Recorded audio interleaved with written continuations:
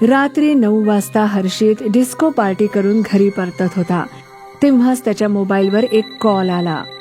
अरे कोण आहे? यावेळी कॉल करून डिस्टर्ब करतायत. शिट यार, मोबाईल तर बंद झाला. काय माहित कोणाचा कॉल असेल. दादा, मी कॉल करत होते. मला तुमच्याशी खूप महत्वाचं बोलायचंय. अचानक मागून आवाज आला, जो ऐकून हर्षित अगदी चकित झाला. मग त्याने मागे पाहिलं तर तिथे कोणी नव्हतं. उफ, मी तर घाबरलोच. कदाचित आज जास्त प्यायलो. असं बोलत जसं त्याने समोर पाहिलं त्याचा श्वास चढकला आणि हृदय जोर जोरात धडकू लागलं. दादा, पार्टी करून मजा आली असेल तर मी आणखी एक पार्टी करू का? त्या मुलीचा चेहरा निळा पडला होता. डोळे लाल लाल चमकत होते. नख लांब लांब तीक्ष्ण होती आणि उघडे विस्कटलेले केस हवेवर उडत होते.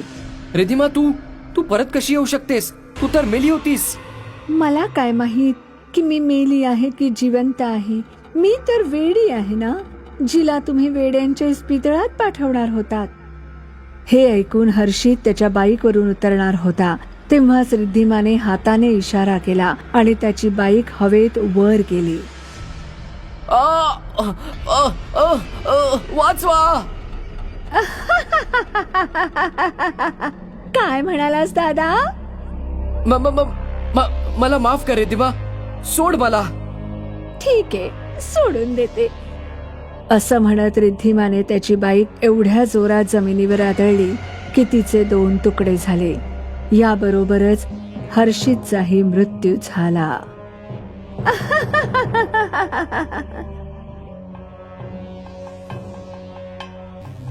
आई, आई, हा हर्षित अजूनपर्यंत घरी आला नाही आणि त्याचा मोबाईलही लागत नाहीये. तेव्हाच घरातले लाईट्स ब्लिंक करू लागले आणि एक भयानक आवाज आला. तो आता कधीच येणार नाही. ते ऐकून दोघी घाबरल्या. कोण आहे? हा कोणाचा आवाज आहे? आणखी कोणाचा आवाज असू शकतो? माझी लाडकी बहीण. तेव्हाच खोलीतले लाईट लागतात आणि समोर त्यांना रिद्धिमा भयानक रूपात उभी असलेली दिसली. रिद्धिमाला पाहून दोघींनी घाबरून किंकाळी मारली. कोण आहे ही हडळ? हडळ तर तू बनायला भाग पडलेस, नाहीतर मी तुझी बहीण होती रिया. रिद्धिमा. हे ऐकून रिद्धिमाने तिचे हात त्यांच्याकडे नेले.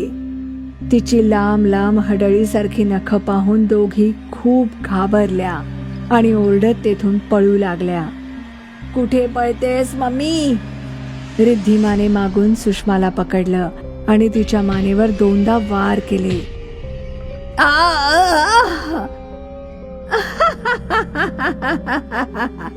मग तिने हसत हसत तिला सोडून दिलं आणि त्या दोघी पळण्यासाठी दारापर्यंत गेल्या. तेव्हा दार उघडताच रिषभ त्यांच्या समोर उभा होता. अरे काय झालं? तुम्ही कुठे पळताय आणि एवढ्या घाबरलेल्या का दिसताय? सुषमाने थरथरत रिषभला सांगितलं.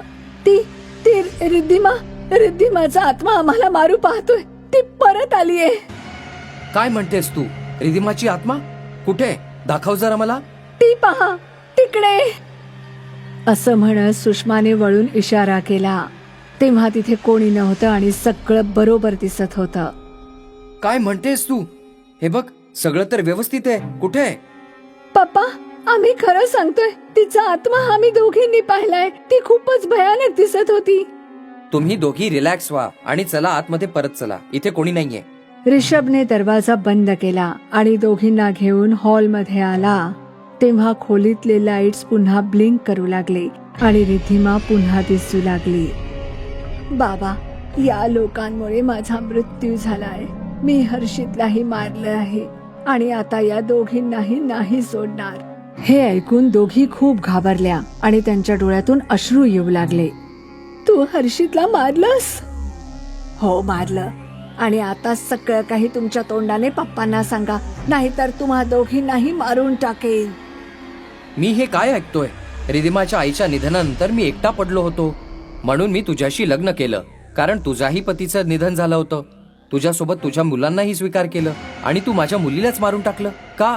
आई प्लीज पप्पांना सगळं सांगून टाक, नाहीतर ही आपल्याला मारून टाकेल. रियाने घाबरत सांगितलं, तुम्ही आमचा स्वीकार करून आमच्यावर खूप उपकार केले होते, पण माझ्या मुलांना हे समजलं नाही.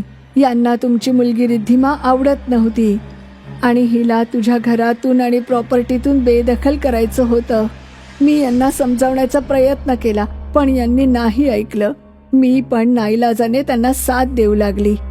आम्ही हिला वेडी सिद्ध करण्याचा प्रयत्न केला. कधी रिया तर कधी हर्षित हिला रात्री आत्मा बनून घाबरवत होते. त्यामुळे तुम्हालाही वाटू लागलं की हिची मानसिक स्थिती नीट नाही. सगळं काही प्लॅन प्रमाणे चाललं होतं, पण एक दिवस हिने आमच्या गोष्टी आणि पूर्ण प्लॅन ऐकला. ही त्याच वेळी कार घेऊन तुम्हाला सांगायला निघाली. हर्षितने बाईकने हिचा पाठलाग केला आणि हर्षितला मागे टाकायच्या भानगडीत हिने कार खूप वेगाने चालवली. समोरून अचानक ट्रक आला आणि हिचा अपघात झाला. ट्रक ड्रायव्हर तेथून पळून गेला. हे पाहून हर्षित तेथून परत घरी आला आणि त्याने आम्हाला सगळं सांगितलं. आम्हाला हे ऐकून आनंद झाला की जिला आम्ही वाटेतून बाजूला करणार होतो ती आपोआपच नष्ट झाली. तुमच्या डोक्यात आम्ही पहिल्यापासूनच हे भरलं होतं की ही वेडी झाली आहे आणि कित्येकदा घरातून पळूनही गेली आहे.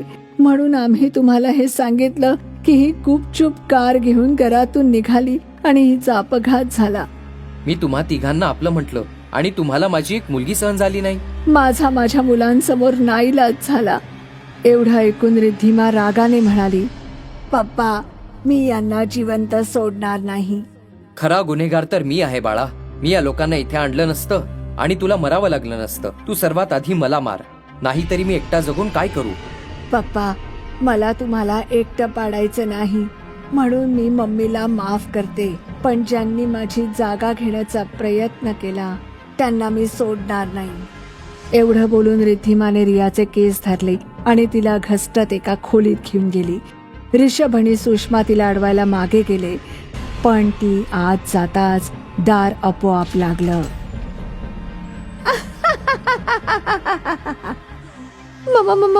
मला माफ कर रिद्धिमा, रिद्धिमा मला सोड. नाही नाही, तू माफीच्या लायक कुठे आहेस, तुला तर मरावंच लागेल. असं म्हणत रिद्धिमाने भयानक आवाज करत तिच्या तोंडावर पंजा मारला. त्यामुळे तिचा चेहरा रक्ताने माखला आणि ती जोरात ओरडू लागली. बाहेर उभे असलेले ऋषभ आणि सुषमा हा आवाज ऐकून खूप घाबरले आणि दार उघडायला जोरजोरात ठोठावू लागले. खूप छान वाटतो ना पैसा, आता नरकात जाऊन खूप एन्जॉय कर पैशांशिवाय. असं म्हणत रिद्धिमाने तिला एक पंजा मारला आणि ती जमिनीवर पडली. मग रिद्धिमाने शेवटचा पंजा तिच्या पोटात असा मारला की चारही बोट तिच्या पोटात घुसली.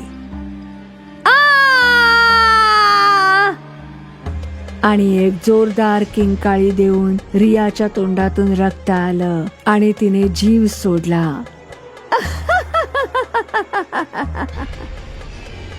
रिद्धिमाने हसत दाराकडे इशारा केला आणि तो आपोआप उघडला. रियाला मेलेलं पाहून सुषमाने जोरात किंकाळी मारली आणि तिच्या प्रेताला कवटाळत रडू लागली. ऋषभच्याही डोळ्यात तिला पाहून अश्रू आले आणि दुसरीकडे तो रिद्धिमाच्या आत्म्याला उभं पाहून रडू लागला. मला माफ करा पप्पा, पण यांना यांच्या कर्माचं फळ मिळणारच होतं. आता मी जाते.